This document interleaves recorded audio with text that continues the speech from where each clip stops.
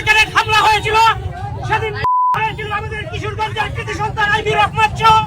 24 জন নেতাকর্মী হয়েছিলেন। সেদিন আহত হয়েছিলেন আমাদের স্বেচ্ছাসেবক লীগের প্রতিষ্ঠাতা বাহুদ্দিন নাজিম ভাই সহ কিশোরগঞ্জ হুসেনপুরের গণমানুষের নেতা মশিউর রহমান হুমায়ুন ভাই সহ 600 নেতাকর্মী সেদিন আহত হয়েছিলেন। সংগ্রামী সাথী বন্ধুরা আমার, আজকের এই ক্যাডেট হামলার প্রতিবাদে কিশোরগঞ্জ জেলা স্বেচ্ছাসেবক লীগের উদ্যোগে